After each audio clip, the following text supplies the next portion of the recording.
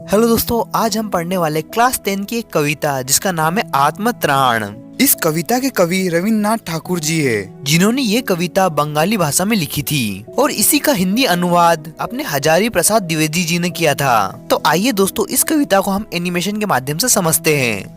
इन पंक्तियों में कवि रविन्द्रनाथ ठाकुर जी ईश्वर से प्रार्थना कर रहे हैं कि हे प्रभु, दुख और कष्टों से मुझकर बचा कर रखो। मैं तुमसे ऐसी कोई भी प्रार्थना नहीं कर रहा हूँ, बल्कि मैं तो सिर्फ तुमसे यह चाहता हूँ कि तुम मुझे उन दुख तकलीफों को झेलने की शक्ति दो। कष्टों के समय मैं कभी ना डरूं और मैं उनका सामना करूं।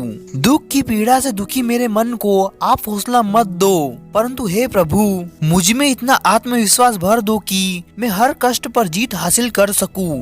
कष्टों में कहीं कोई सहायता करने वाला भी ना मिले तो कोई बात नहीं, परंतु ऐसी स्थिति में मेरा पराक्रम कम नहीं होना चाहिए। मुझे अगर इस संसार में हानि भी उठानी पड़े और लाभ से हमेशा वंचित रहना पड़े तो भी कोई बात नहीं, पर मेरे मन की शक्ति का कभी नाश नहीं होना चाहिए। मतलब कि मेरा मन हर परिस्थिति में आत्मविश्वास से भरा रहना चाहिए।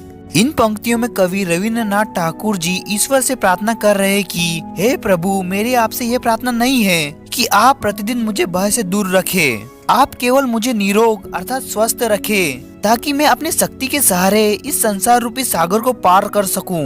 मेरे कष्टों के भार को भले ही कम ना करो और ना ही मुझे तसल्ली दो। आपसे केवल इतनी प्रार्थना है कि मेरे अंदर निर्भयता भरपूर डाल दे, ताकि मैं सारी परेशानियों का डट कर सामना कर सकूं।